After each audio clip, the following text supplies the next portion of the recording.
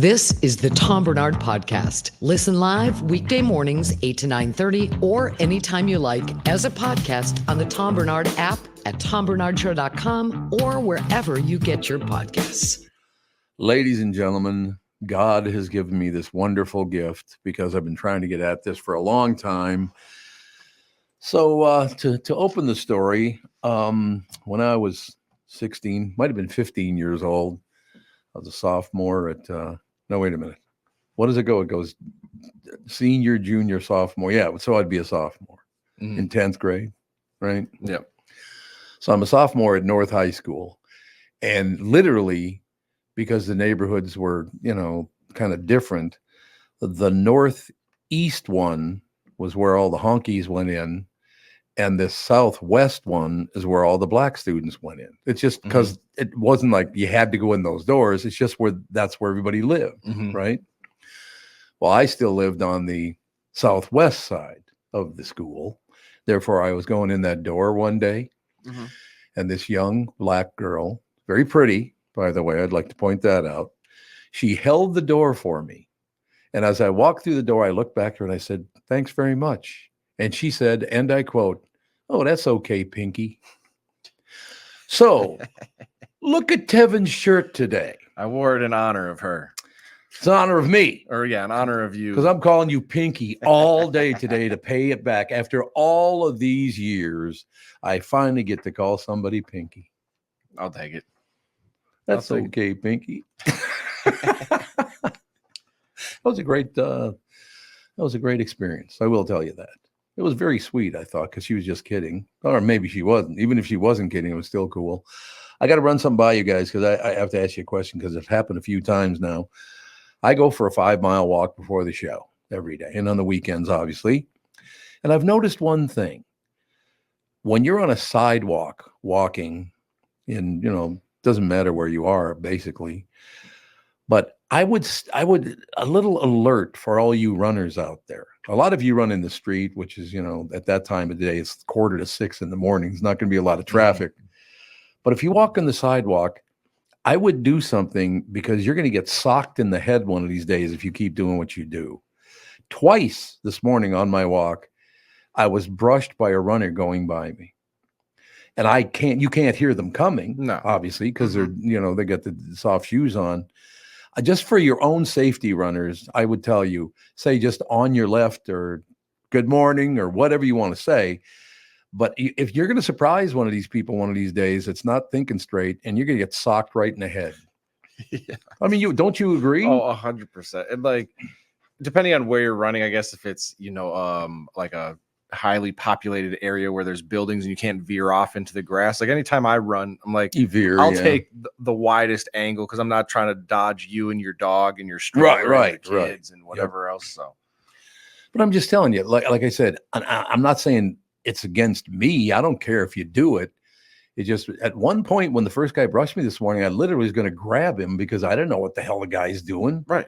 And then I realized he's jogging. So, but don't you think it's wise every time you go by somebody say on your left, on your right, whatever? Yeah, it's not hard to do. No. Yeah, it's a very simple thing. Yeah. I just don't want you to get hurt. That's all I'm saying. It didn't bother me, but it just kind of surprised me that someone would do that. Yeah, you never know how somebody else is going to react.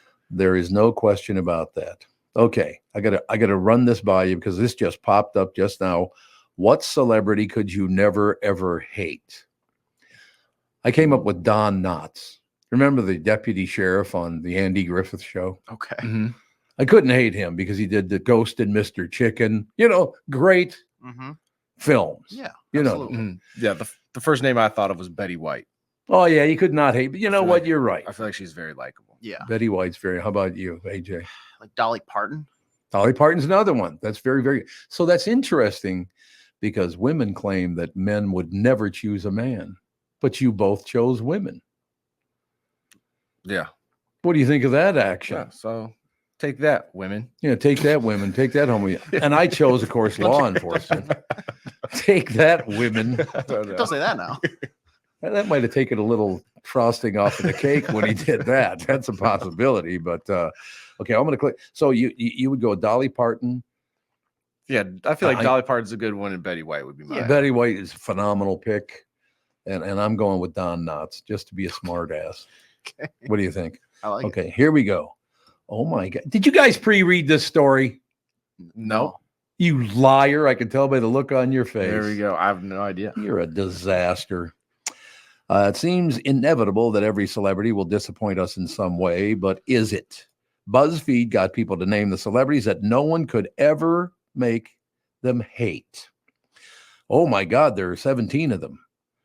Terry Crews. Didn't Terry Crews just go through some health problems? Like the big buff black guy? Yeah.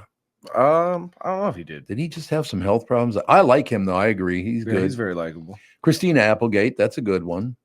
I don't know who Pedro Pascal is. Who's that? He is an actor. He's in the new Gladiator 2 that's coming up. He was in The Last of Us. He's an actor. He's kind of big on the scene right now. He's good. Yep. Yeah, I would say so. I got to check it out, man.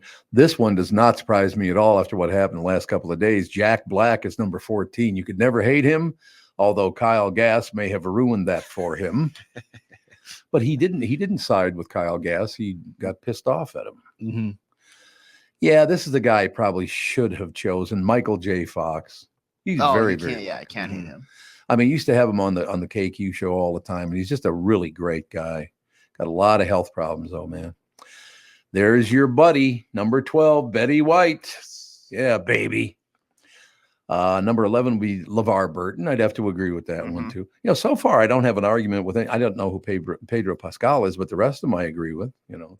And that's just because I don't know who Pedro is. He seems a little out of place. Like, that's a much younger person than everybody else on this list. So he's got a lot of time to still do some stuff. Okay, we get the top 10. Yeah, these are good choices, no question. Number 10 is Julie Andrews. Yeah. The hills are alive with the sound of music. What do you think? That's a great movie. Yeah, it is. Now, this is a good one, too. Henry Winkler. The Fonz, eh? Great guy. I used to talk to that guy like 3-4 times a year. Just a really good guy. This next one I would have to disagree with. Okay. Because he's got an on-stage persona and a living being persona. Weird Al Yankovic. Yeah, I disagree with that one as well. And you've met him? I haven't met him, but I just feel like I would not like him just based off his music. AJ, what do you think? I feel like he's just annoying. I wouldn't say I would hate him, but he's just annoying. Like if I went out to lunch with any of these people, so far he's the one where I'd be like, check, please. Let's wrap this up. I gotta get away. Too much organs for me. Yeah, so Weird Al, I interviewed him a couple of times. He's not a very pleasant person off the air. Once he's on the air, boy, he's your best friend. Oh, really? But off the air, he's not very pleasant. Okay. Number 7, Brendan Fraser. Agree with that. Good guy. Really good guy. I don't know who Ke Huy Quan is. Do you know Ke Huy Quan? Ke Huy Quan. I believe that's an actor, right? I'm assuming that's probably true. He was a short round in Indiana Jones and the Temple of Doom. Oh. He was in The Goonies. Oh, and then okay. He went away for a while and then came back, and then he won an Oscar for Everything Everywhere All at Once. Wait, the little kid that like did all the inventions and stuff in the Goonies? Yes. Right? Yeah. All right. He can, I'll put him on the non-hateable list. Okay. Very likable. Your top 5. Yeah, I would agree with number 5. Keanu Reeves is a great guy. Yeah. Really nice man. He seems like he might be a little odd. Yeah, I agree. But yep. For the most part, nice guy. No, he's a very, very pleasant person. You got Robin Williams. That all depends. He was not a bad guy, but he was a raging drug addict and really, really weird. He was not a bad guy. He was just very weird. Wouldn't you agree with that? I guess I only know like movie wise. I wasn't old enough to really see too much like off screen stuff. Yeah, I suppose that's true. Well, he's such a nice guy. He killed himself. So what does that tell you? Yeah, that's troubled sad. Life. Very, very sad. This one they should be a 3-way tie for number 1. And I would go with Betty White. And your pick, I don't see Don Knotts is not even on the list, which pisses me off to no end. How'd they miss Don Knotts? How'd they miss Don Knotts, man? You got number 3 is Mr. Rogers. I love Mr. Rogers. I completely forgot about him. Yeah. Good pick. Yep. Great pick. Number 2 is Chadwick Boseman. I've never spoken to Chadwick Boseman. You guys ever? It's gonna be a little tough now. Yeah, he was. I mean, from everything I've heard about him, like one of the nicest people ever. And then he hid his cancer diagnosis because he didn't want people to pity him on his way out. And then through that, he was doing all like the Marvel shoots, but also doing like a lot of Make-A-Wish stuff, like meeting kids who wanted to meet Black Panther and meet him and stuff. And like the entire time, he just kept it all kind of on the wayside, and it really caught everybody surprised when he passed. So how old? Let's see here. Not very old when he died, was he? No, he would have been 43. Doesn't that piss you off that you're successful, you're rich as hell, and then you get cancer and die at 43? Yeah. What the hell's that? And on his way out, probably hearing everybody talk about how his star is ascending and he's going to be great and this, that. And then he knows, like, actually, I'm probably only got a couple months left. Oh, that's sad. That's terrible. Number one, to no surprise, no one's surprised, Dolly Parton is number one. Oh, he's in there pumping his fist. What was the other list you got the number one answer on? Oh, it was what superhero or something would you vote for president? And you said Batman. Batman. Yeah. Okay, we've got to take a break here. We're going to be right back, though. We have another list of the top 2 biggest pains in the ass in podcasting. But who would you pick? Dolly Parton again? I don't know. Maybe Judd Solgad. Judd Solgad and Phil Mackey. They're your 2 picks. We'll be right back, ladies and gentlemen. Mike Lindell and MyPillow employees want to thank my listeners for all your continued support. To thank you, they're having an overstock clearance and new product sale right now for the best prices ever when you use promo code TOM. And you get free shipping on your entire order. Get 50% off the MyPillow 2.0. Also get 50% off the brand new flannel sheets that just arrived and won't last long. 6-pack towel sets for only $29.98. Take advantage of the free shipping on larger items such as mattresses and mattress toppers. 100% made in the USA, on sale for as low as $99.99. Everything is on sale from the brand new kitchen towels that have the same technology as the bath towels. That means they actually absorb. They have dog beds, blankets, couch pillows. Got a lot of stuff you'd love. I do. To get the best specials ever, go to mypillow.com or call 800-516-5146 and use promo code TOM, and you get free shipping on your entire order. So call 800-516-5146 or go to mypillow.com, and please do use promo code TOM. When you need someone to listen, a lawyer you know and trust. If you've never been in an auto accident, it's hard to know what to expect from the insurance adjuster. Here are some tips. 1, if they taught you about whether or not you should hire a lawyer, it's a good sign that you probably should. 2, it's illegal for them to give you any legal advice. They aren't lawyers and they aren't licensed to practice law. 3, if they tell you that everyone involved in the accident is at fault, they're wrong. This comes from the belief that you're at fault for just being on the road. That's nonsense and not supported by any law. Finally, remember that friendly adjusters are often just gaining information. They want you to do most of the talking so they can file their report. I'm Mike Bryant from Bradshaw & Bryant. I hope you're never injured in a collision. But if you are, don't sign anything until you've talked to us. Find Bradshaw & Bryant, personal injury attorneys at minnesotapersonalinjury.com. Seeking justice for the injured. Bradshaw & Bryant. When you go to a restaurant, you expect the chef to be an expert. You expect your auto mechanic to be an expert when it comes to fixing your car. You judge them both by the results of their work. Josh is an expert in investments and planning your financial future, and I'm not going to call him an expert unless he is, because he is. Josh is my expert, a good friend of mine. He should be yours too. I talk to Josh every week, and he understands the market, the economy. He knows how to plan for your retirement. Don't put it off another day. The man with your plan is Josh Arnold. Call Josh now for a no-obligation, 48-minute evaluation. You got nothing to lose, and you'll have an expert planning and managing your financial future. Call Josh at 952-925-5608. That's 952-925-5608. Investment services offered by Josh Arnold Investment Consultant, LLC Security Investment Advisor. Past performance is no guarantee of future results. All investments involve risk. All comments and opinions are Josh Arnold and do not constitute investment advice, by the way, and I am a paid endorser.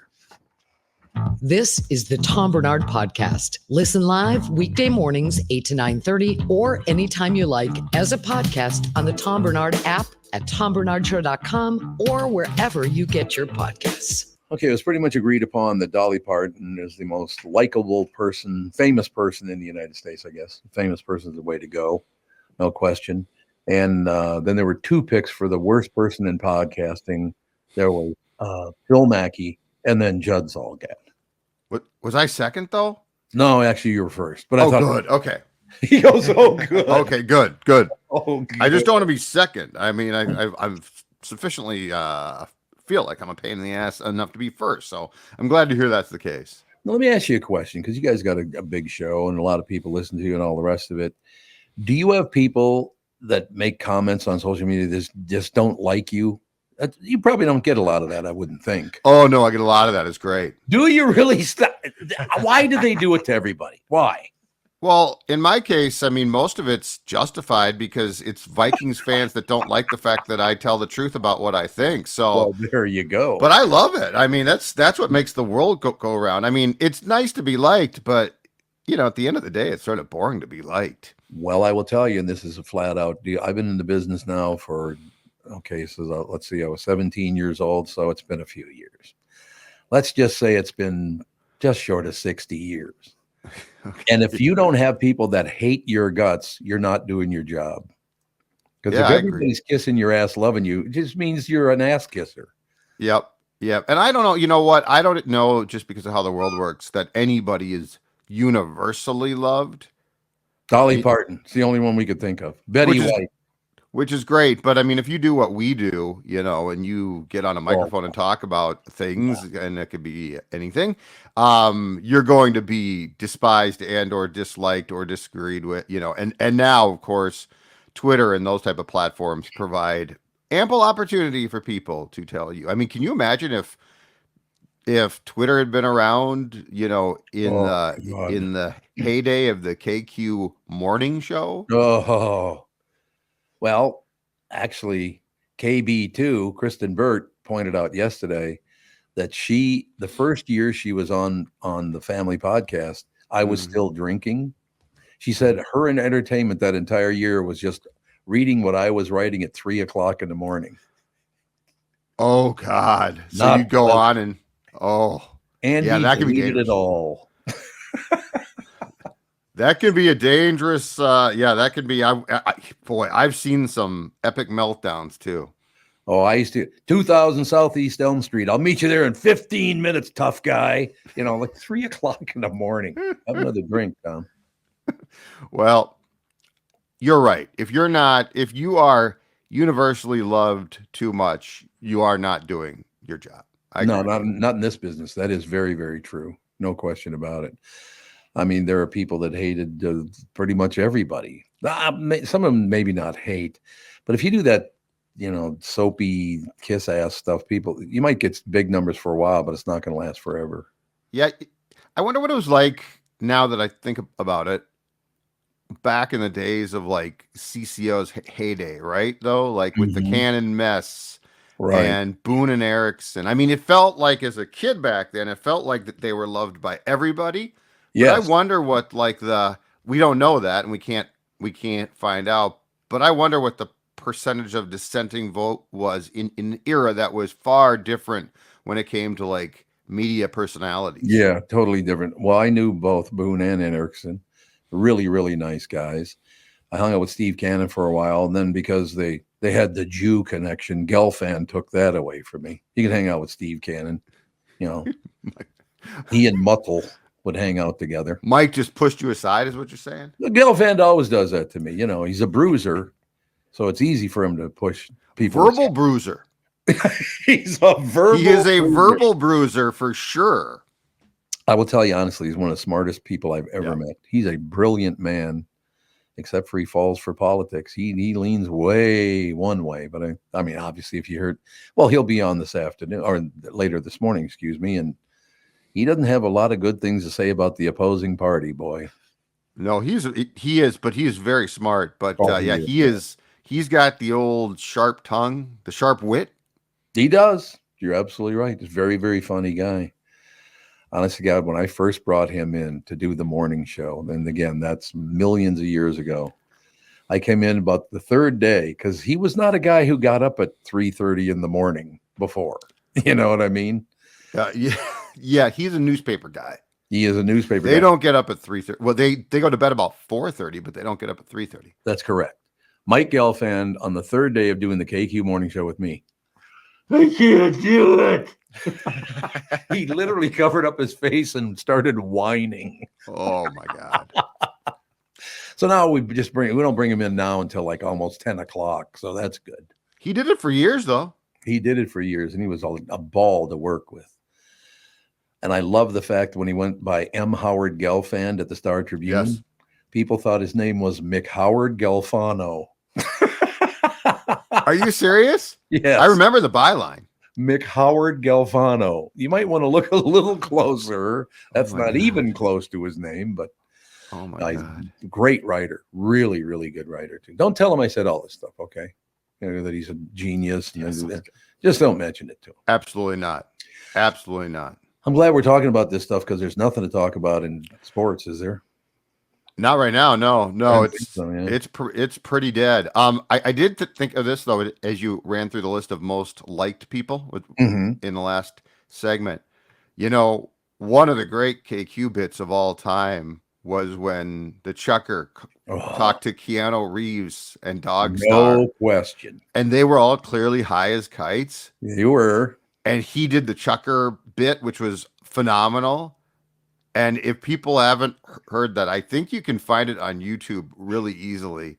It is hilarious. Because at first you think Keanu's pissed, and then you realize he's just probably high. Great guy. Just a really nice guy.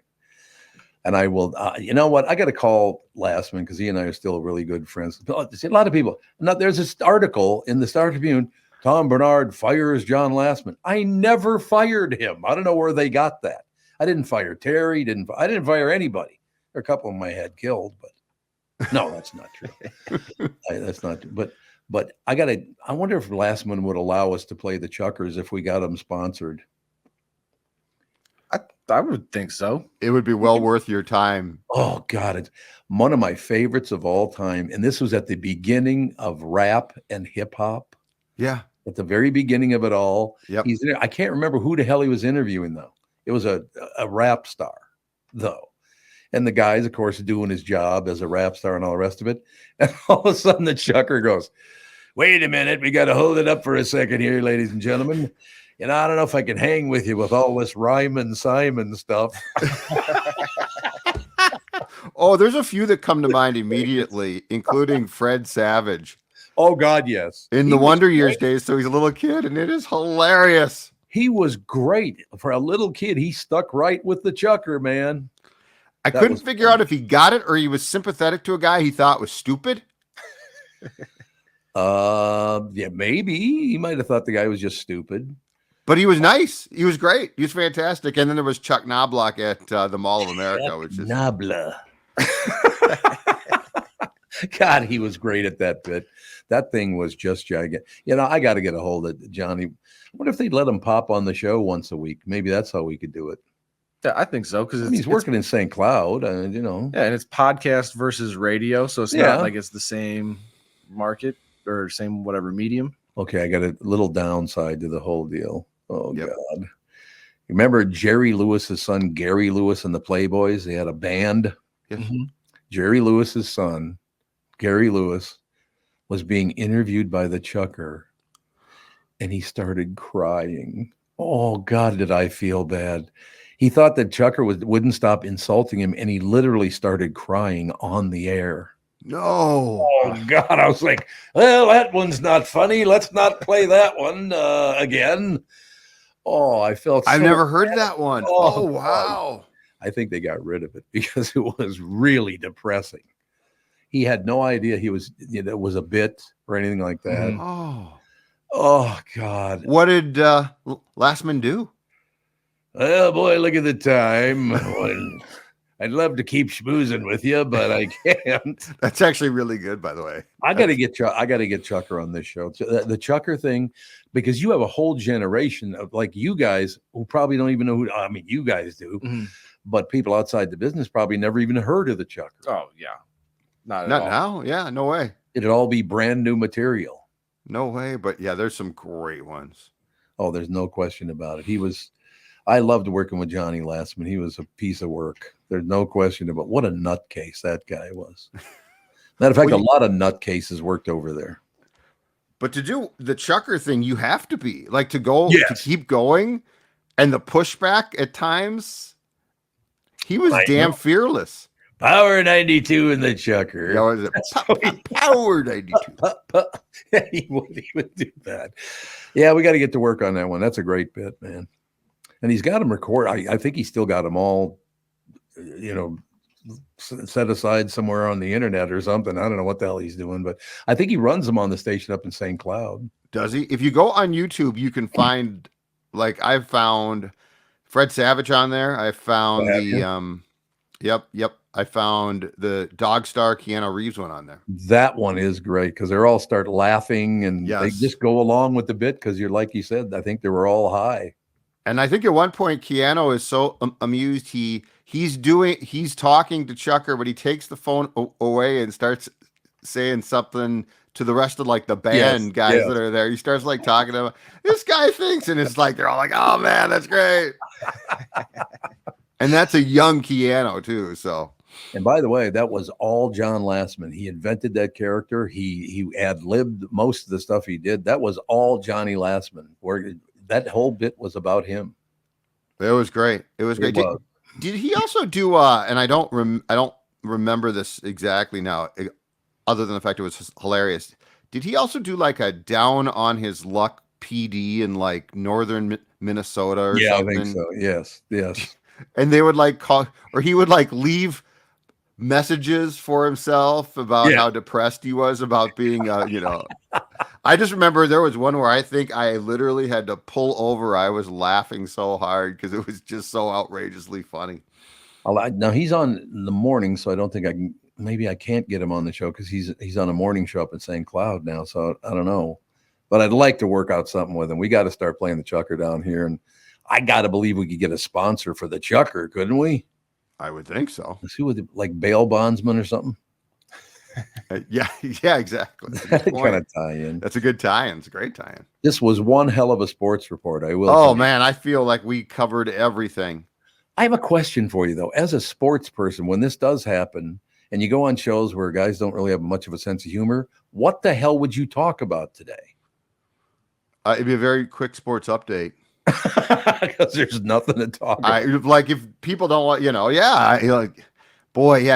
right. Like the traditional old school. Yep. So what's going on in the world of sports? Nothing. Okay, thanks. Bye. All right. Nice talking to you.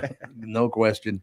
All right, Pally, we will talk to you next Tuesday. Yes, we will talk. And the Vikings will be, the Vikings actually on the practice field starting on Wednesday. So really, and the Twins will be back in action. And so we will have plenty to talk about.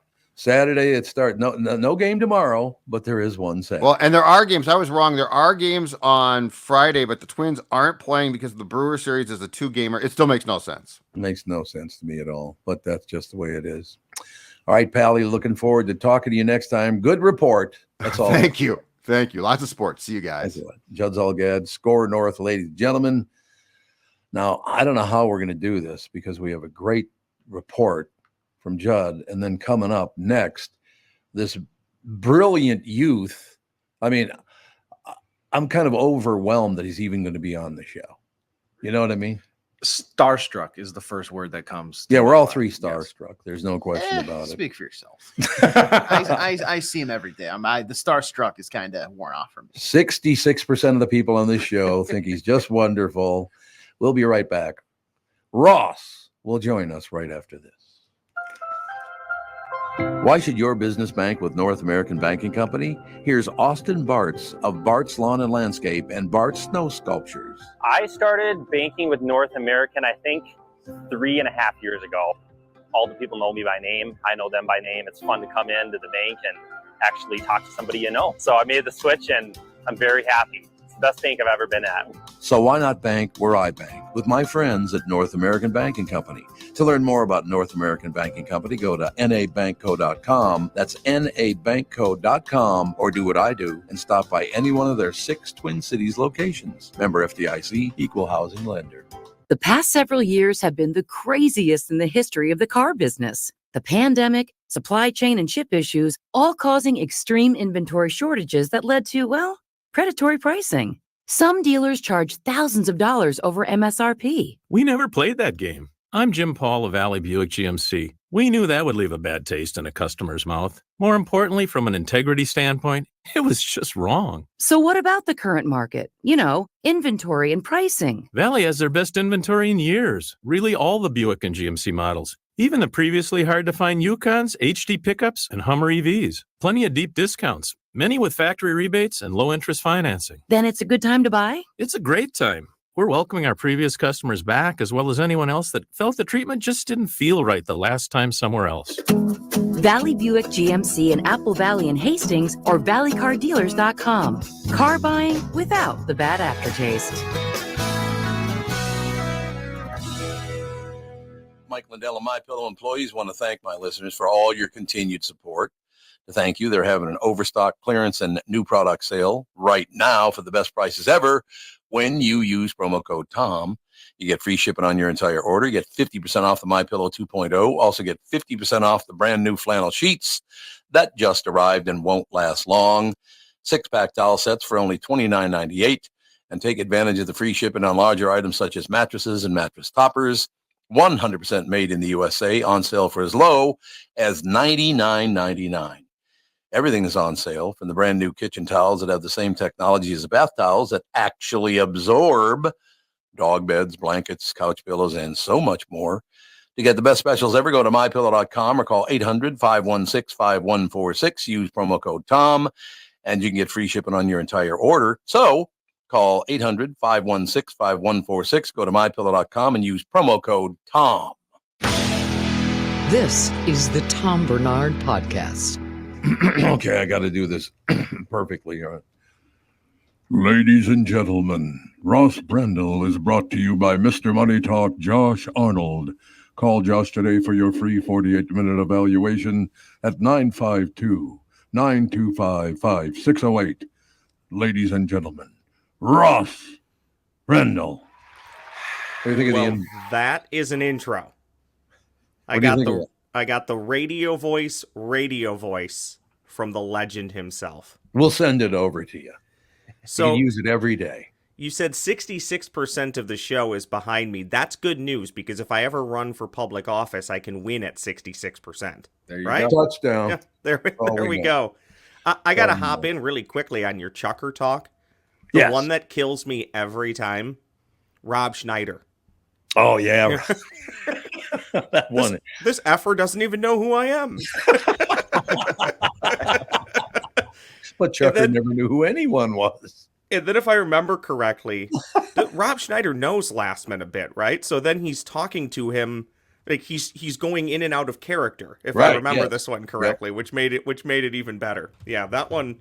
Yeah, I'll remember that one forever. That was a good one. How you doing, Tom? How you doing, AJ Tevin? How you doing? The traffic on the old 394 is not my favorite. That we moved, so now I got to come in on 394, and it is backed up by 7 o'clock in the morning. It's already backed up. I'm sensing a theme, Tom, that every time I do anything with you, you have to commute in the world's worst traffic. It's true. Every time. It's every time. And I'm not saying that as a joke to you. It's every time we plan something, we're like, oh, let's make it so Tom has to take a helicopter to get there. That's exactly it. I think it's because everybody drives by just to get a gander of Catherine. That's what it is. That's what the deal is, you know. Piggybacking on Judd's, if you don't mind, his sports report. I was great sports report. Yeah. Well, I was kind of giggling because there is not a ton going on. And by the way, don't get me started on two-game series between the Twins and Milwaukee Brewers. It's the dumbest thing the Major League Baseball schedule does all year. Why the Twins and Brewers can't each play a 3-game series, both in their home ballparks on a weekend, makes no sense. You only have 6.5 months to play your Major League Baseball schedule. How they can't figure that out makes no sense to me. But this weekend, Tom, myself, and I assume plenty of other Minnesotans, a few that I know, I will actually be heading to middle of nowhere, New York, to Cooperstown. I'm going to help serenade young Sir Joseph Patrick Maurer at the Hall of Fame this weekend, and I'm looking forward to it, Tom. I don't know if you've ever been there. I've never been to the Major League Baseball Hall of Fame, and I've wanted to my entire life for many reasons. I love history, and to me, baseball is history. It's Americana. So to get into that subsect of history and be able to see there, and I will read almost every plaque that I can. I find that stuff fascinating. God, so I was going to be a prick to you right there, but I decided against it because it would make me look bad. So ask me that question again, and I'll answer it a different way. Have you ever been to the Major League Baseball Hall of Fame, Tom? No, but a couple of times I've been to the National Radio Hall of Fame, and Not only have I been to it, you can read my plaque. I have heard people do things like that, and they weren't kidding. Well, I've never been there, but I have been to the... See, settle down. I think you should go to every Hall of Fame you can go to and never pay, and just tell people, excuse me, sir, ma'am, Hall of Famer. Yeah, that'd go over huge. You think that'll work? That would not be good. There's no question about it. I'm looking forward to it, and I've loved seeing some of the coverage this week because Joe Mauer very, I think, polarizing, especially in the back half of his career. Yeah. For the Minnesota Twins, but my argument has always been, if Joe Mauer retires and never moves to first base, he also would have been a first ballot Hall of Famer. So I never thought we should penalize him for having injuries and stuff that slowed down his career. And Joe Mauer and most athletes, believe it or not, are like this. There are some that may take the easy way out. There's people in our daily lives that take the easy way out. Yeah. Believe it or not, most athletes want to play. So if they can play, they will play. But if they're to a point where they can't play, they won't. And sometimes there's other people involved in those decisions. But I'm a big Joe Mauer guy, so I'm looking forward to it. But Major just sounded like somebody else we know of prominent political status. Yeah, there you go. I'm really looking forward to checking out the Hall of Fame. Joe Mauer was a phenomenal hitter. He's a good catcher, but he was a phenomenal hitter. Well, and think about what he did. I mean, to win batting titles as a catcher, win a league MVP as a catcher. I think it was 3 Gold Glove awards, won the MVP, a 6-time All-Star, and I always forget. I always say 2-time batting champion. It was 3-time batting champion, and that was all again as a catcher. Think about the nicks and bruises as a catcher. Every game, every game, they're bruised up for 7 months. Do you think, Ross, that one of the problems was created by the physicians involved? Who the hell ever heard of bilateral leg? They made that up. They could have had anything else to describe his injury, and they were like, let's go with the most childish sounding thing we can do. I'm convinced there's more to the story there, that between the Twins and Joe Mauer, they just want to keep whatever it was quiet. But couldn't you have come up with something better, like injured in a bad bar fight, or something? Because then remember, there was a few years later, boys, where he missed like the final 3 weeks of September. Now, granted, it was a year they weren't going anywhere, but he had pneumonic. Yeah. Wait, don't get me wrong. Yeah, pneumonia's bad, but they shut him down on like September 10th. There was 3 months of the season left. I'm like, he's not going to be able to swing a bat for the final week or 2 of the season. So I don't know. I don't think the Twins in the back half of his career didn't do him a ton of favors with positioning and messaging. And obviously some of that falls on him as well, because it's a team effort, when you come together on something like that. But absolutely. And then it's the expectations. Remember, he signed that huge contract. They moved into the new stadium. He didn't quite hit home runs at a prodigious rate like he did his final year at the Metrodome. But by the way, the Metrodome played perfectly to his swing, where Target Field just didn't play well.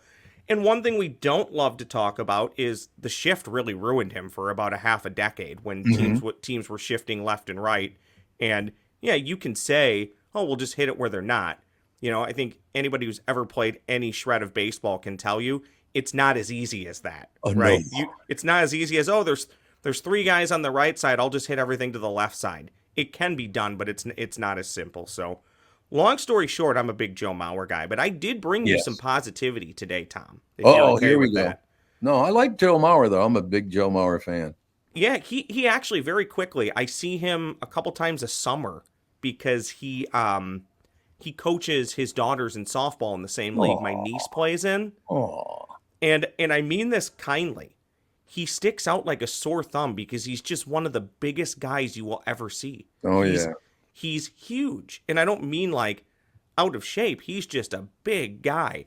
And his mannerisms are hilarious. If you remember when he would do post-game interviews and he would have like his hands behind his back the entire time. That's how he coaches first base. It's hilarious. But Very quickly, I saw this on KSTP this morning when I was going through their website, and I thought this was really cool. We're always fulfilled or filled with negative stuff, right? So I saw this, and I thought this was really cool. The Sana Foundation, I always get his name wrong. AJ might know. Tony Sane. I always get his name wrong. Big-time soccer guy on the initial MLS rosters back in the mid-'90s. He has a foundation here. It's just called the Sana Foundation. They've actually partnered with Fairview Community Health and Wellness Hub, and once a week, they're allowing youth to come in, make a little bit of money, but they're also packing 300 meals every Wednesday to give to people at hospitals and local people in the community.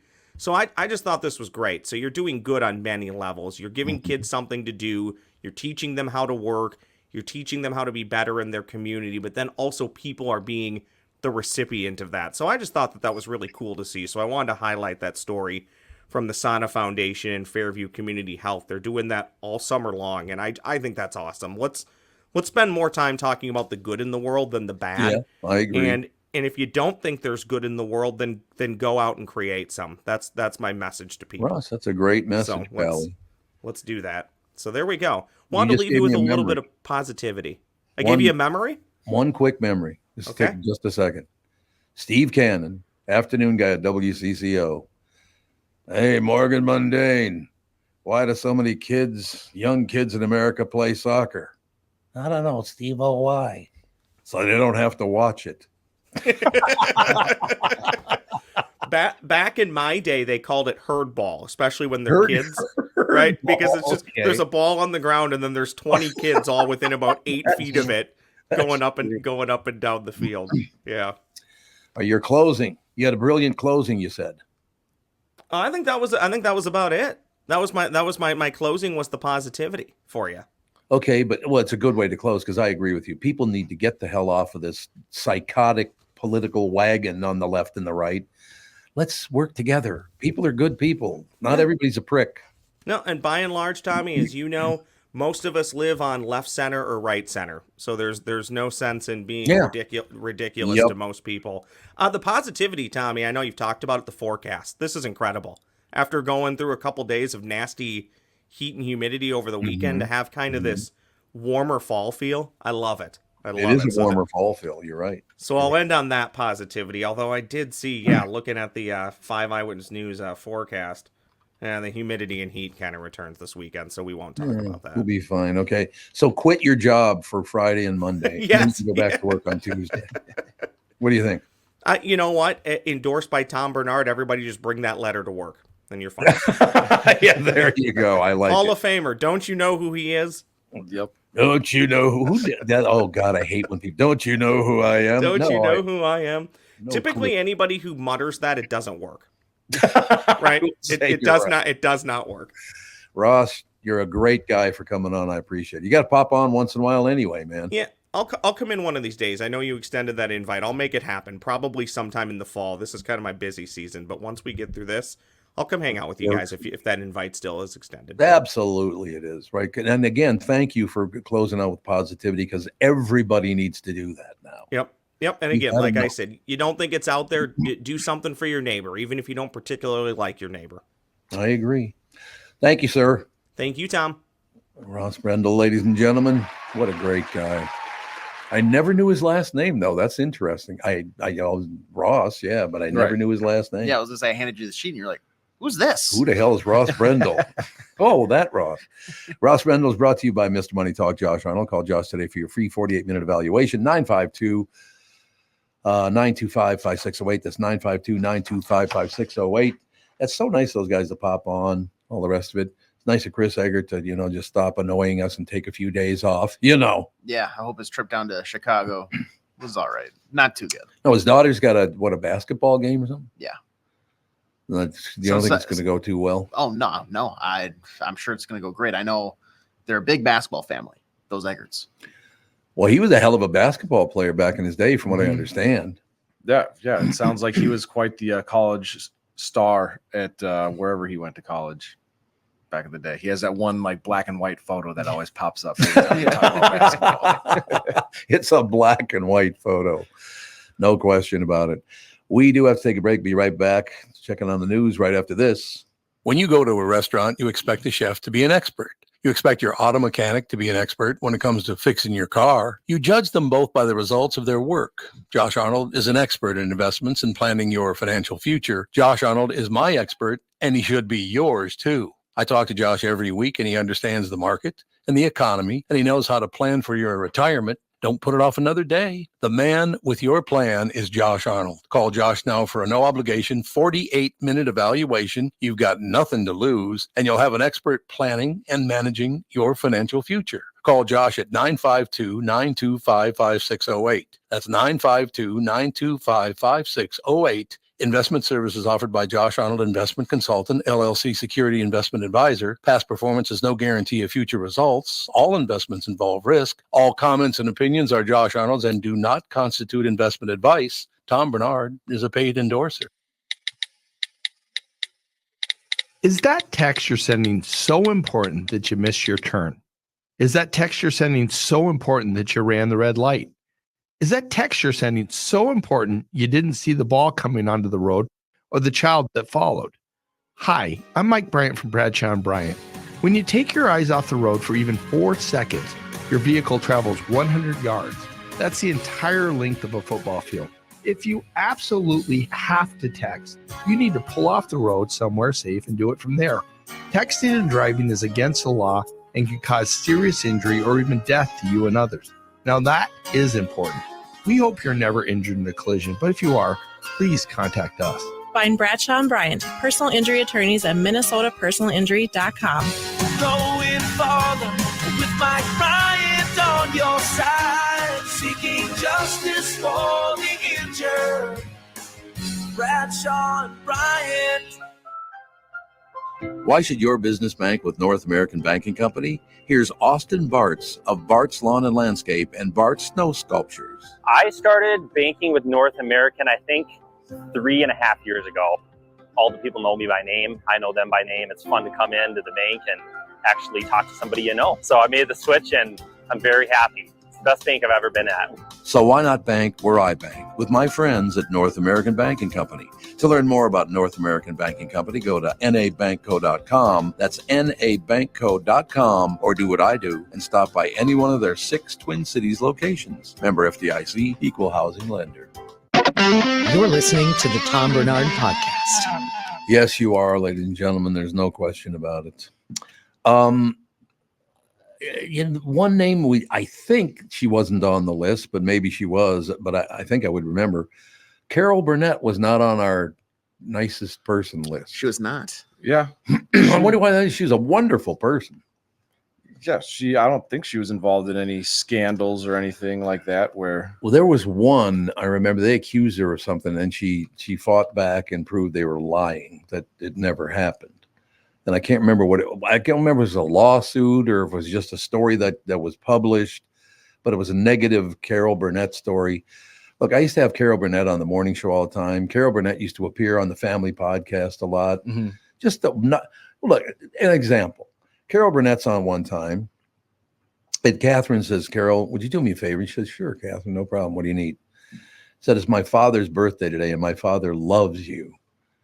And so Carol Burnett goes, "Well, happy birthday, Donald Brandt. Thank you for being a viewer for so long." I mean, it's just a sweetheart of a woman.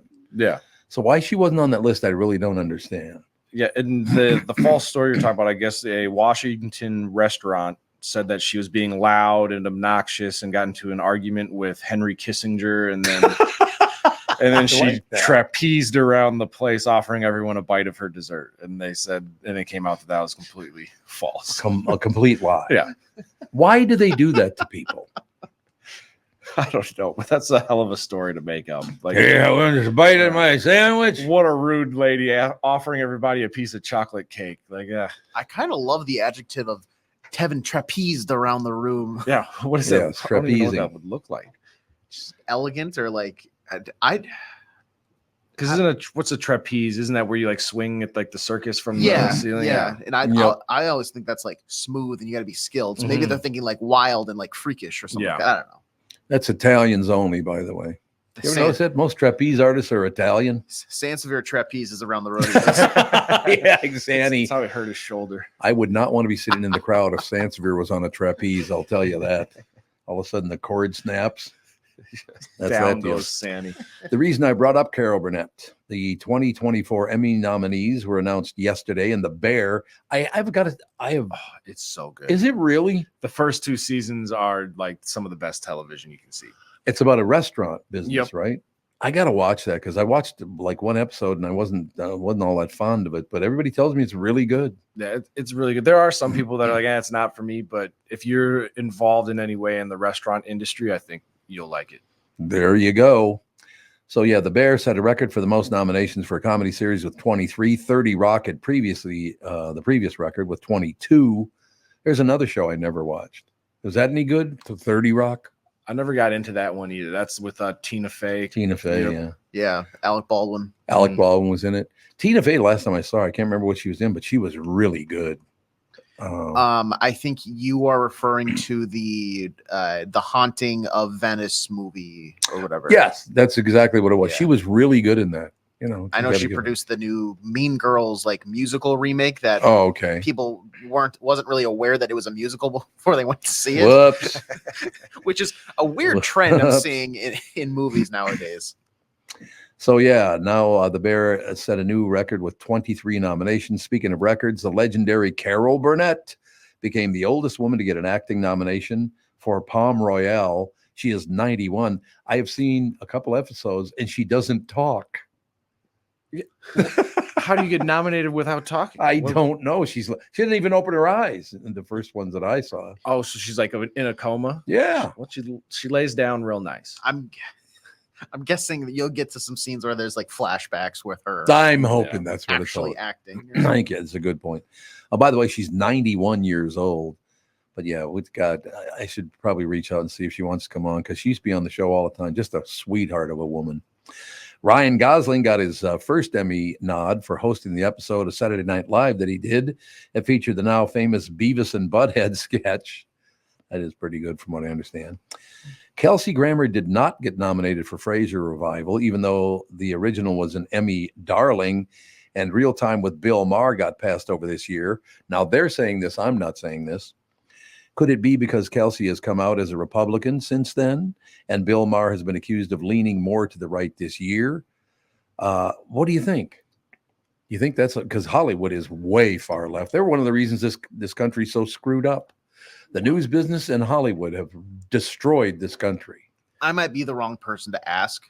I've seen I haven't watched any of the reboot of Frasier. Mm-hmm. I've seen episodes of the original one, and it wasn't for me. I never thought I've seen it. I was like, I get how this would be for some people. Just I don't think it was all that great.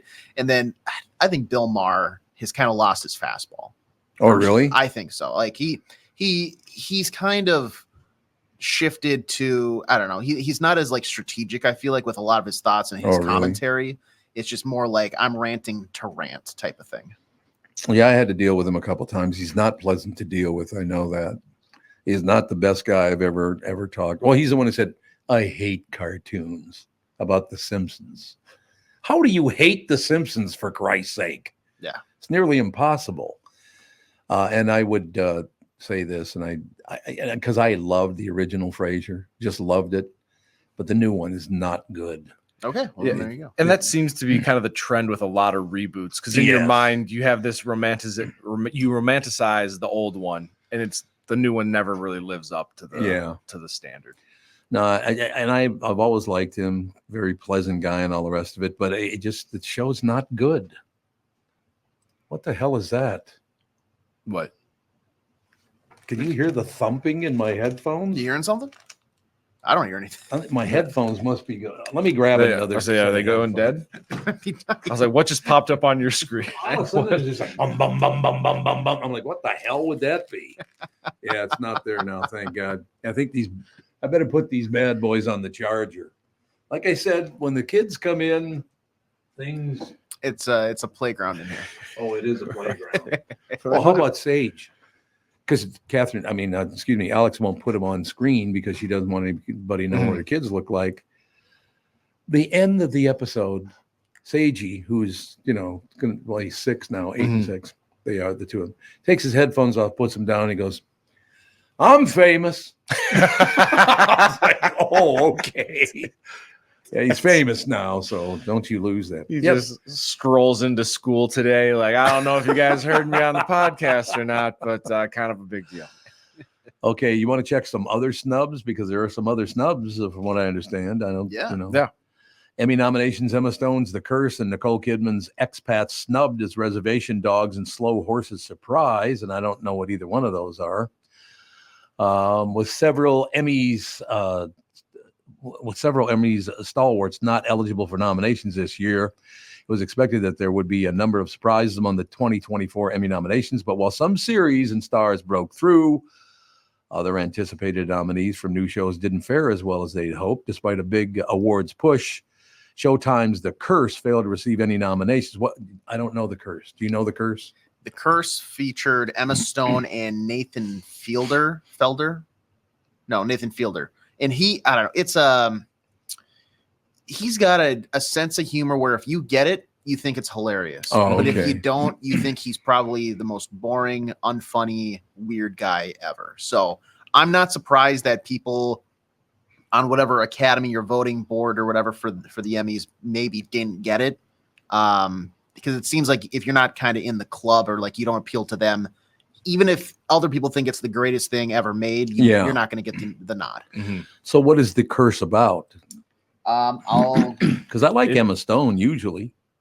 It is an American satirical black comedy thriller television series. It is... Honestly, it doesn't look that great. Well, there you go. Whitney and Asher Siegel are a newlywed couple struggling to bring their vision for eco-conscious housing to the small community of Espanola, New Mexico. Yeah. But their efforts are complicated by an alleged curse and an eccentrically flawed reality TV producer, Dougie, who sees an opportunity in their story. As the series unfolds, the couple find themselves caught in a mysterious web of ethical and moral gray zones, all while trying to keep their relationship afloat and conceive a child. Sounds terrible. Yeah, I'm going to pass on that one. Yeah, Pasadena. No doubt about it. Similarly, the Nicole Kidman-fronted Expats for Amazon's Prime Video is also left out of this year's nominations, and HBO's The Regime only earned one nod for its costumes. Oh, that's got to be tough. Kate Winslet and Hugh Grant are in it. They got snubbed, but the costumes got one. Jesus, that's got to be embarrassing. That feels like a sympathy nod. Like, you know what? We have respect for the cast because of what maybe they did in the past. Yeah. Costumes were great. Find me one outfit that we can go off of, and then we'll just give them something for that. I don't like the podcast, but I do like the carpeting in there. It's real nice. Tom wore great shoes. You can't see him on camera. Shoes are great. Other acclaimed actors who failed to receive nominations include Kelsey Grammer, not nominated for his Frasier revival after the original series was a regular Emmy winner. Abbott Elementary supporting players William Stanford Davis and Chris Perfetti. Yeah, I have not watched Abbott Elementary this year. Is it still good?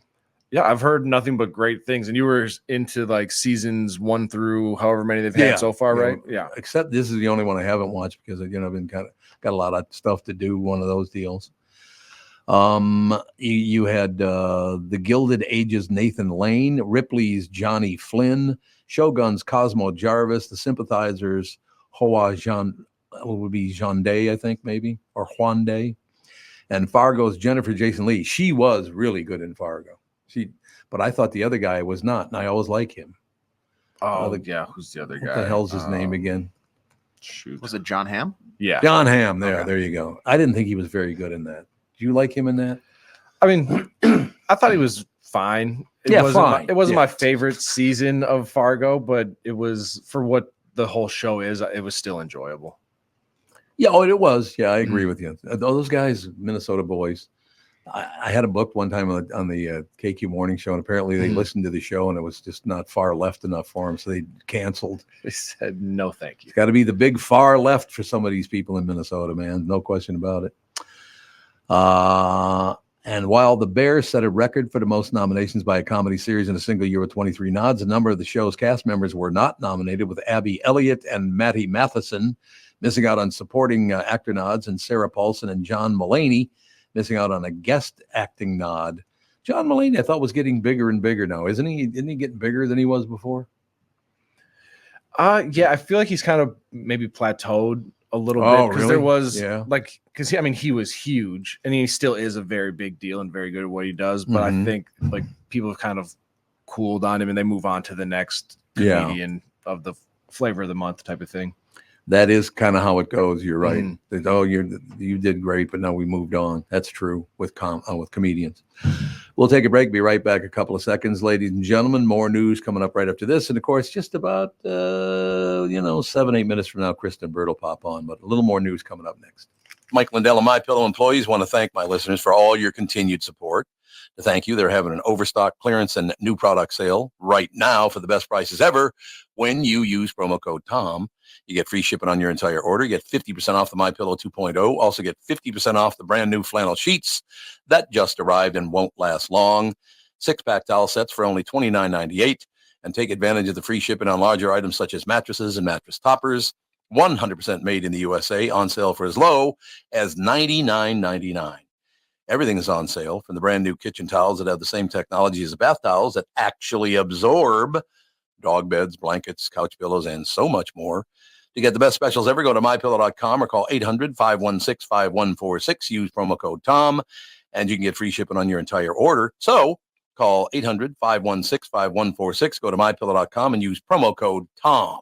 The past several years have been the craziest in the history of the car business. The pandemic, supply chain, and chip issues all causing extreme inventory shortages that led to, well, predatory pricing. Some dealers charge thousands of dollars over MSRP. We never played that game. I'm Jim Paul of Valley Buick GMC. We knew that would leave a bad taste in a customer's mouth. More importantly, from an integrity standpoint, it was just wrong. So what about the current market? Inventory and pricing. Valley has their best inventory in years. Really all the Buick and GMC models. Even the previously hard-to-find Yukons, HD pickups, and Hummer EVs. Plenty of deep discounts. Many with factory rebates and low-interest financing. Then it's a good time to buy? It's a great time. We're welcoming our previous customers back, as well as anyone else that felt the treatment just didn't feel right the last time somewhere else. Valley Buick GMC in Apple Valley and Hastings or valleycardealers.com. Car buying without the bad aftertaste. When you go to a restaurant, you expect the chef to be an expert. You expect your auto mechanic to be an expert when it comes to fixing your car. You judge them both by the results of their work. Josh Arnold is an expert in investments and planning your financial future. Josh Arnold is my expert, and he should be yours too. I talk to Josh every week, and he understands the market and the economy, and he knows how to plan for your retirement. Don't put it off another day. The man with your plan is Josh Arnold. Call Josh now for a no-obligation 48-minute evaluation. You've got nothing to lose, and you'll have an expert planning and managing your financial future. Call Josh at 952-925-5608. That's 952-925-5608. Investment services offered by Josh Arnold Investment Consultant, LLC Security Investment Advisor. Past performance is no guarantee of future results. All investments involve risk. All comments and opinions are Josh Arnold's and do not constitute investment advice. Tom Barnard is a paid endorser. You're listening to the Tom Barnard Podcast. God, we just spotted something here. This would piss me off to no end. Many airlines have apps that track your luggage so you can know when they've goofed, but it's unclear how this would happen. A man was settling into his seat as his plane was taxiing for takeoff from an airport in Spain when he looked out the window and saw his luggage just sitting alone on the tarmac. They're taking off, and there's his luggage sitting on the tarmac, not on the plane he was riding. He snapped a photo and said, "About to take off, I look out and see two suitcases. They weren't even standing upright. They were laying down.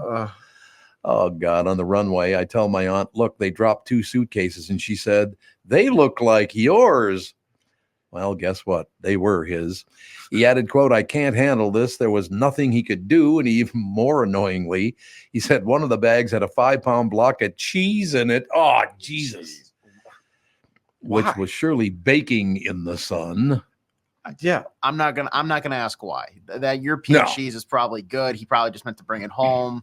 He didn't expect to have a grilled suitcase sandwich waiting for him. Isn't cheese kind of cheese, though? Or, I mean, there's some great cheeses, don't get me wrong. It's just like it's unprocessed, from my understanding. Like, okay. The taste is a little more poignant. It's better. It's not like plastic, like some American Exactly, cheese. Yeah. It was frustrating, but the airline did later deliver the bags to the destination. The guy added, quote, against all odds, the cheese is fine. Thank goodness. Thank goodness. So it's cheese, man. I am of that generation where I used to get on airplanes that fly to New York, LA, Chicago, whatever. And people would literally go in the overhead and take their bag down and pull out a fifth. I don't think you can do that anymore, can you? Oh, no. You'd get executed probably. Just right there on the spot.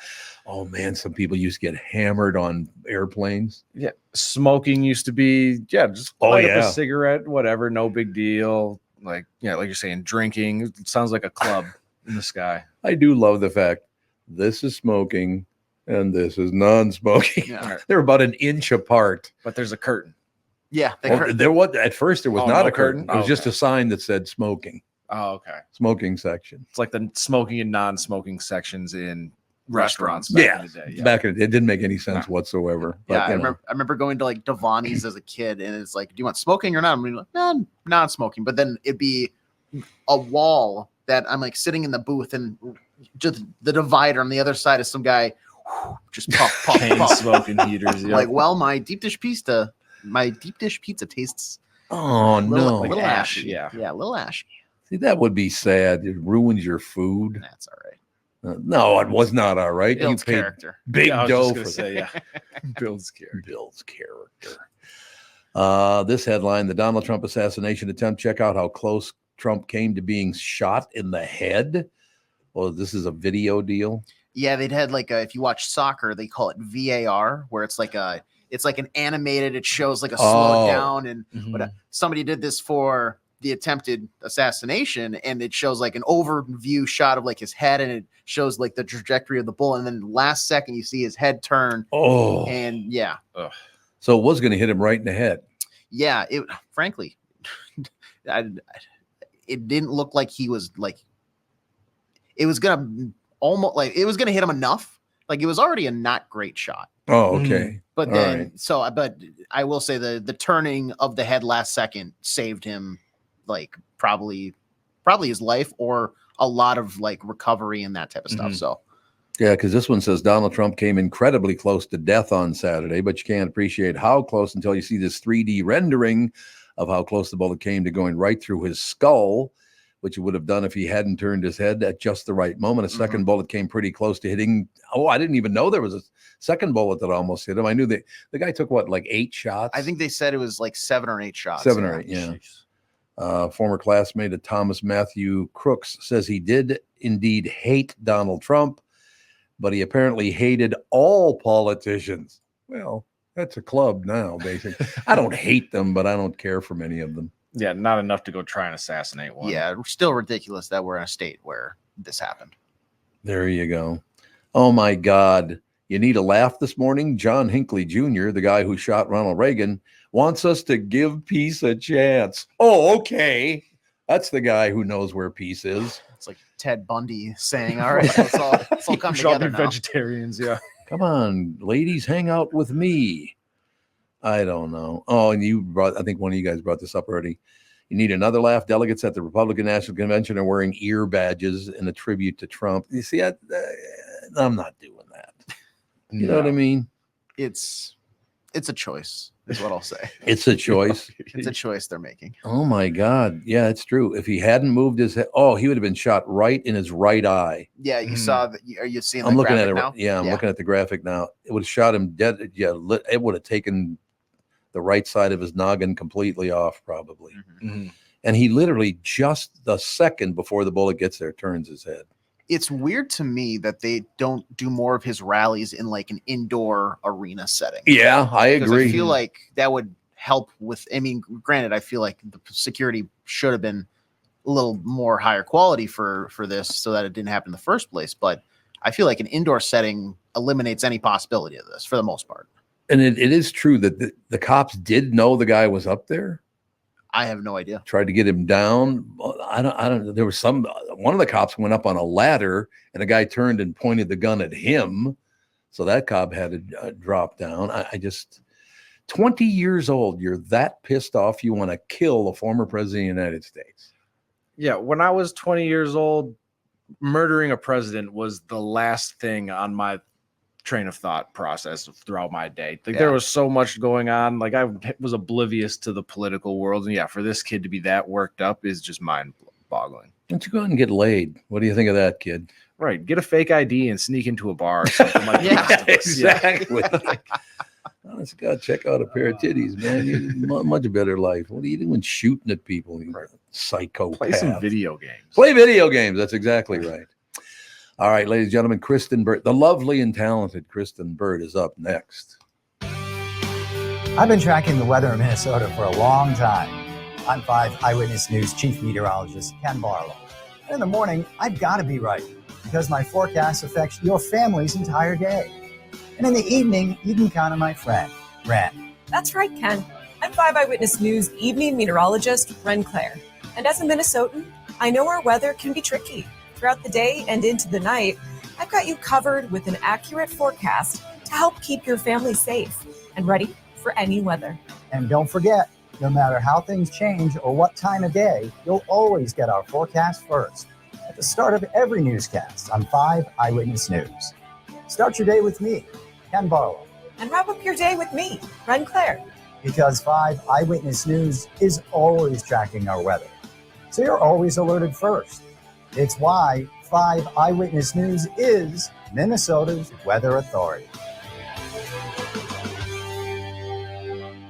When you need someone to listen, a lawyer you know and trust. If you've never been in an auto accident, it's hard to know what to expect from the insurance adjuster. Here are some tips. 1, if they talk to you about whether or not you should hire a lawyer, it's a good sign that you probably should. 2, it's illegal for them to give you any legal advice. They aren't lawyers and they aren't licensed to practice law. 3, if they tell you that everyone involved in the accident is at fault, they're wrong. This comes from the belief that you're at fault for just being on the road. That's nonsense and not supported by any law. Finally, remember that friendly adjusters are often just gaining information. They want you to do most of the talking so they can file their report. I'm Mike Bryant from Bradshaw & Bryant. I hope you're never injured in a collision. But if you are, don't sign anything until you've talked to us. Find Bradshaw & Bryant, personal injury attorneys at minnesotapersonalinjury.com. Seeking justice for the injured.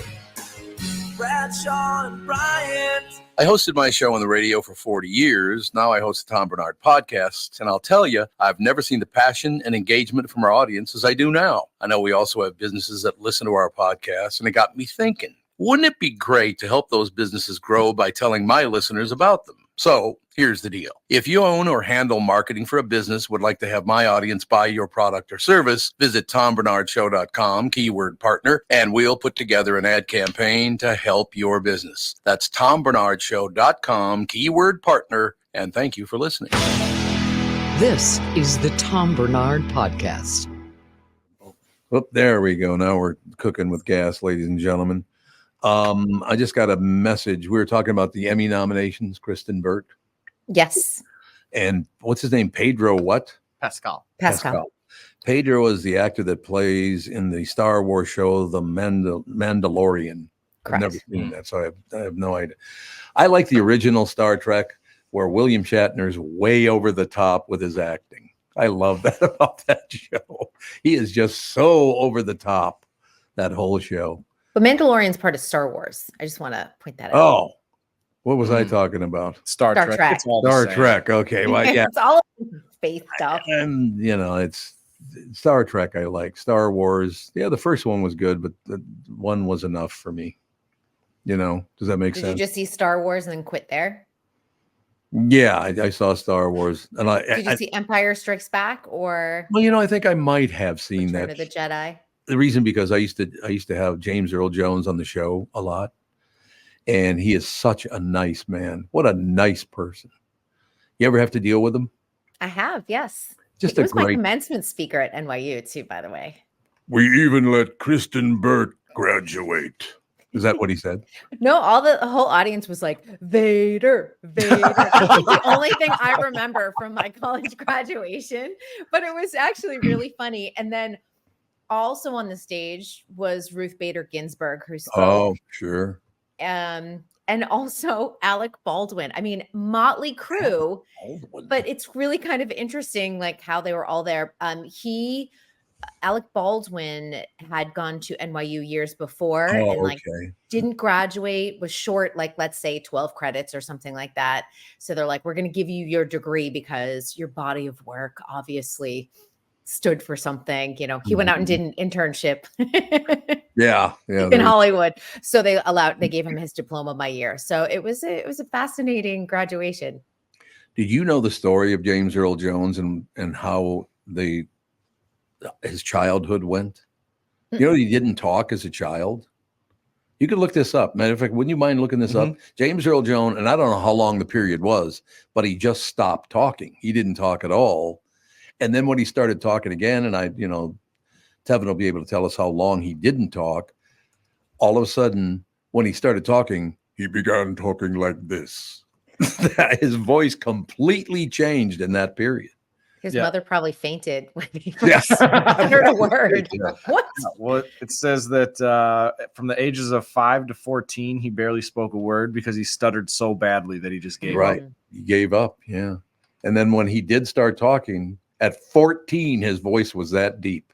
That's wild. Isn't that wonderful? Yeah, and people with the stutter, they really struggle. I had a friend in high school who had a stutter, and it's hard because you talk at all points of your day, whether it's with family or friends or in school. And, people aren't, at least back in my era, they weren't as kind as they should have been to people who have a stutter. No doubt about it. I have a friend that stuttered as a kid, and he literally stopped talking as well for a while. And then he luckily was able to figure out a way that he could stop stuttering. What causes stuttering?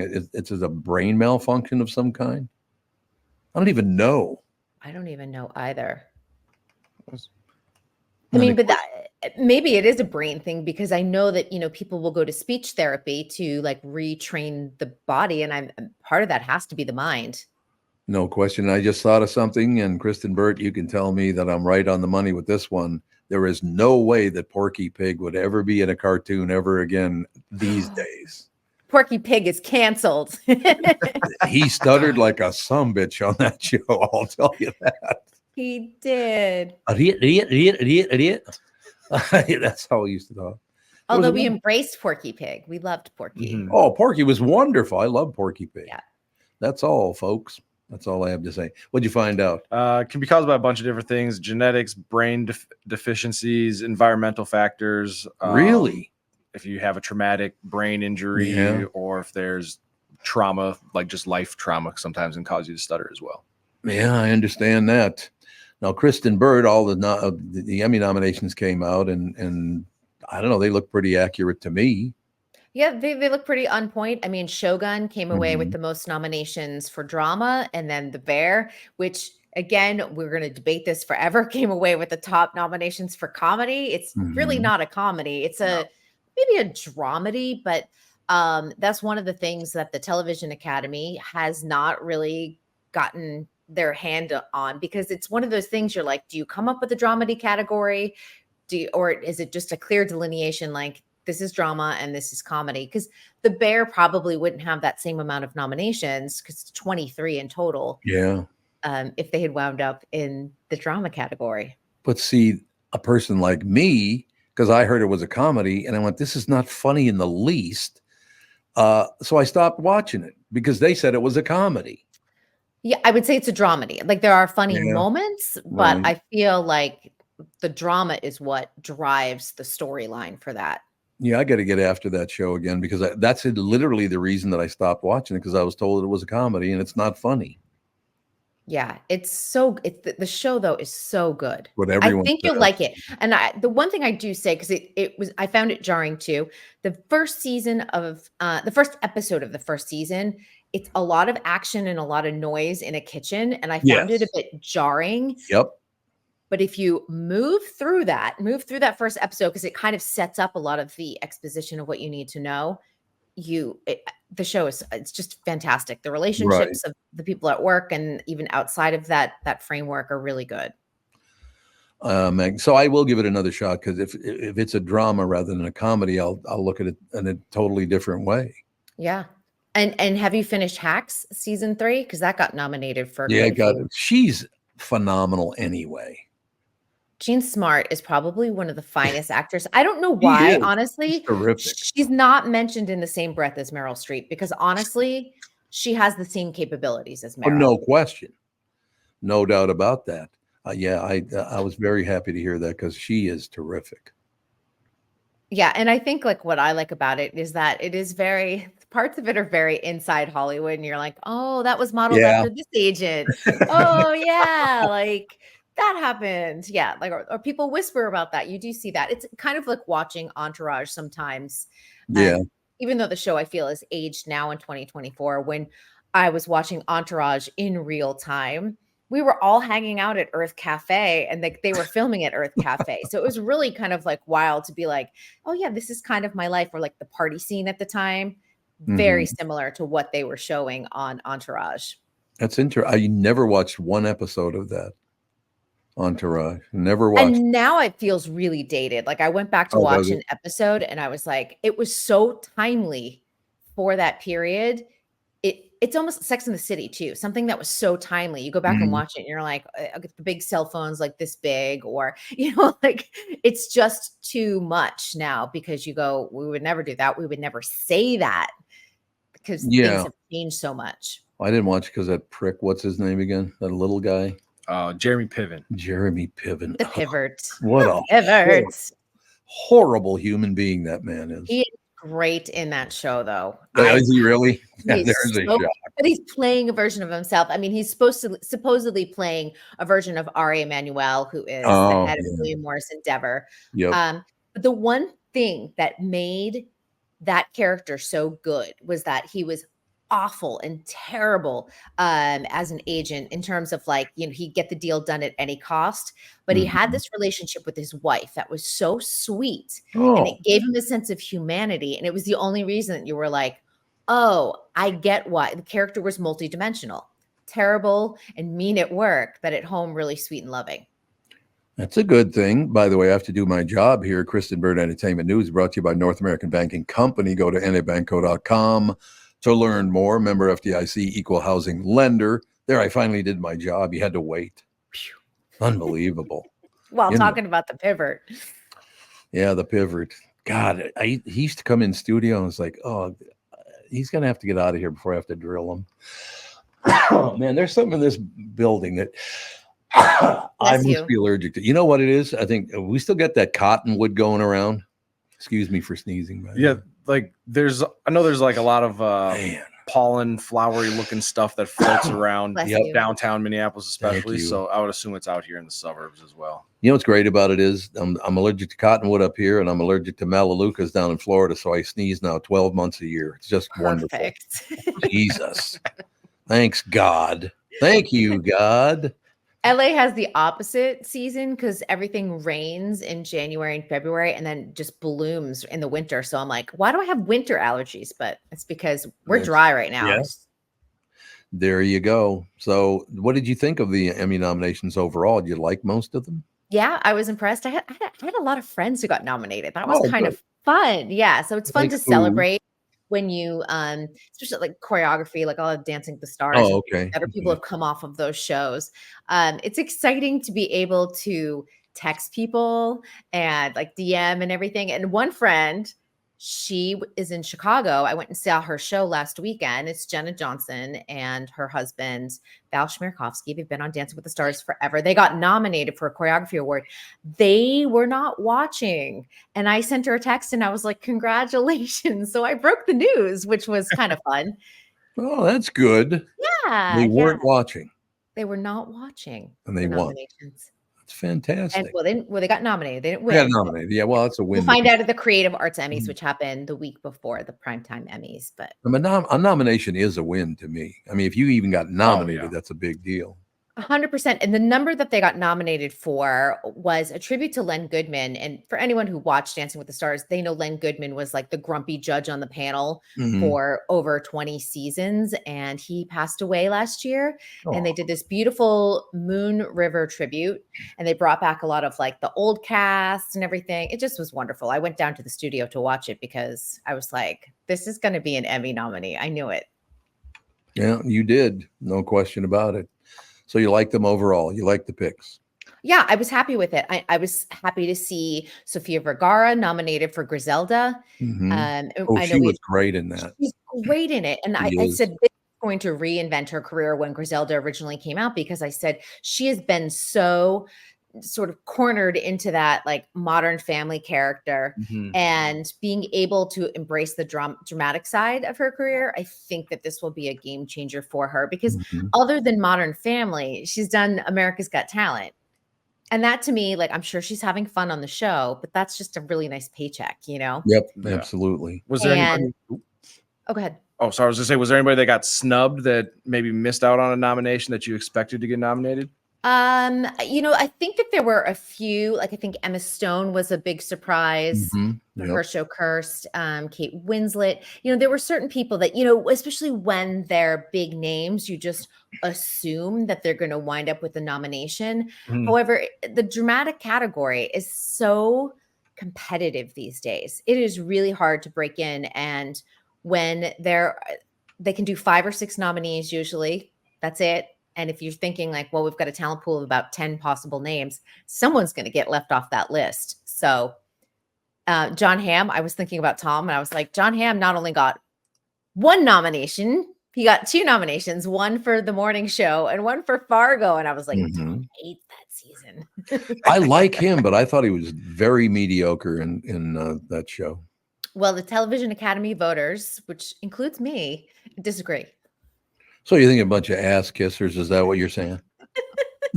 He goes, including me. Including me. No, I am a member of the TV Academy. So I just wanted to disclose that I do vote for the Emmys. Okay, so this show got no nominations at all, and you're on the panel. Did you submit? You did not submit. God, we should have submitted. I think it's still in the mail.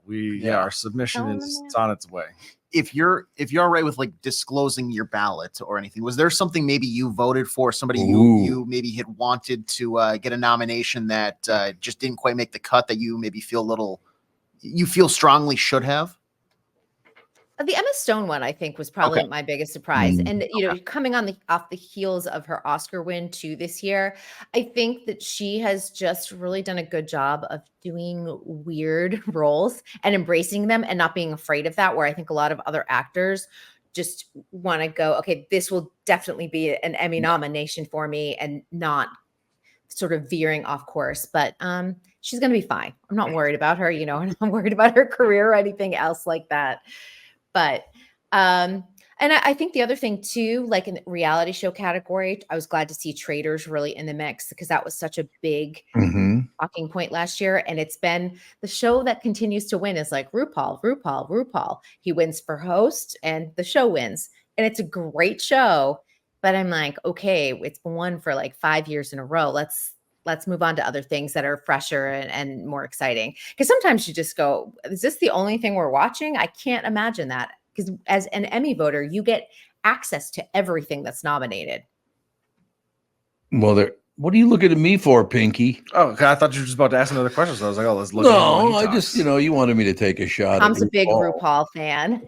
That's all Tom watches. He's doing his death drops in his living room. I have a question for you. And I'm not trying to be a smart ass here.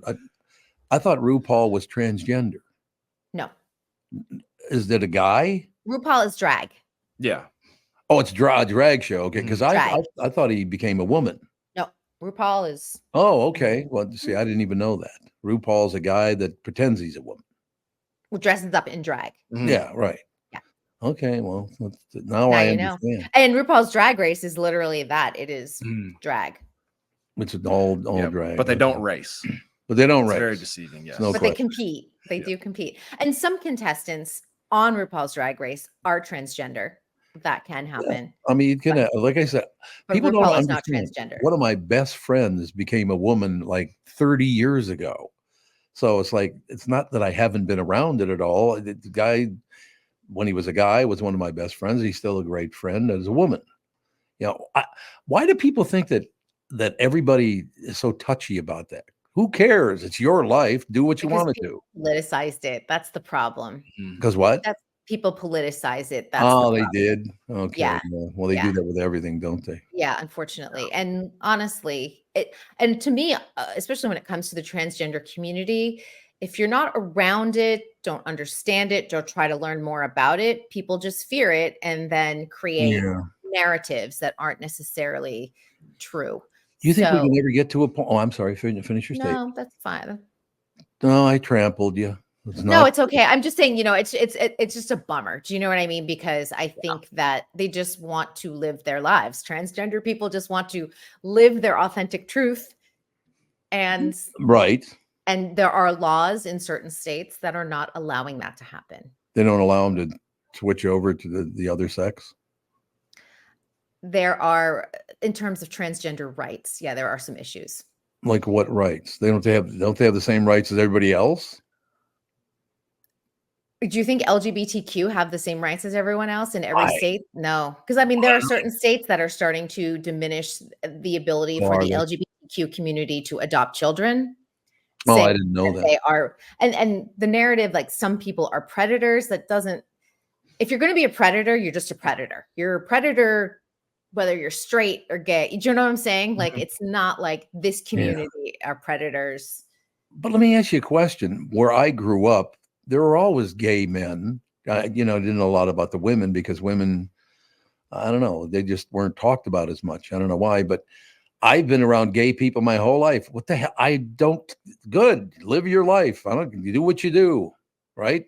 I think the big thing is that it's not especially when you travel to the southern part of the country too. It's a little more probably harsh opinions, and it's not North Minneapolis everywhere, unfortunately. Right, and you have to remember, religion comes into this. Too. But why?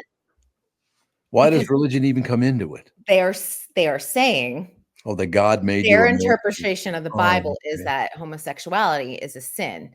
Even though you can go to certain parts of the Bible and it'll say it's fine. I know. That's exactly I don't tell anyone that. What are you only talking about that one? I have no. I guess maybe I was lucky as a kid growing up where I grew up because everybody lived in that neighborhood. There were a lot of gay people in that neighborhood. Who I've never cared about that. Although I've been accused of being anti-gay because I treat them like everybody else, and some people see that as a negative. I think everybody should treat everybody the same. Don't you think? What are you saying to them? Are you saying you're a disaster?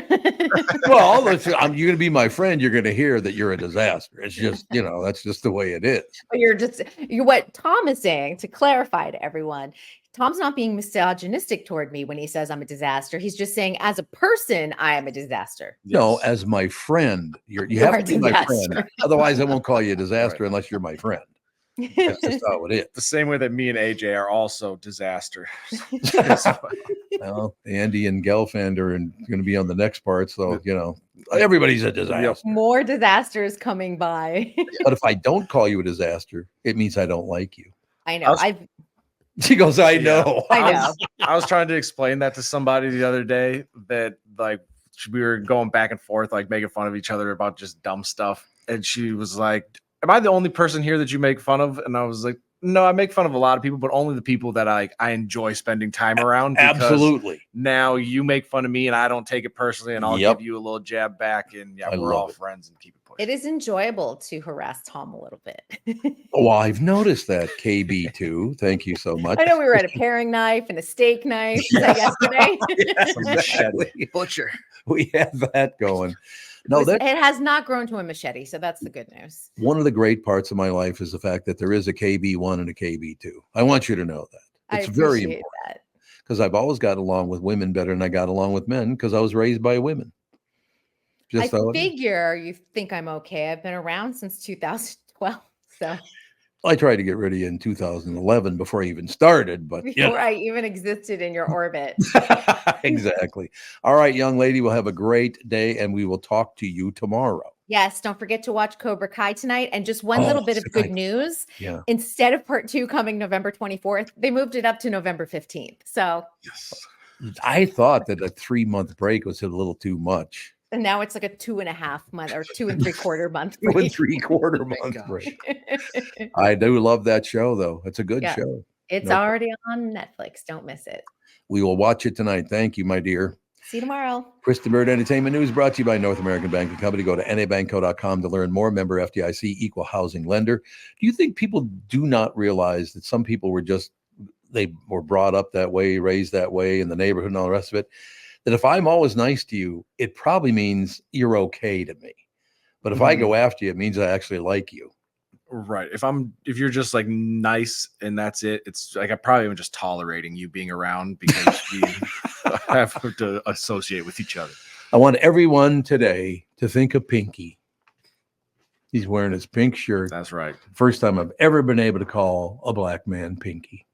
What do you think? The last time I'll ever wear this shirt. No, I love that shirt. You got to wear that shirt, man.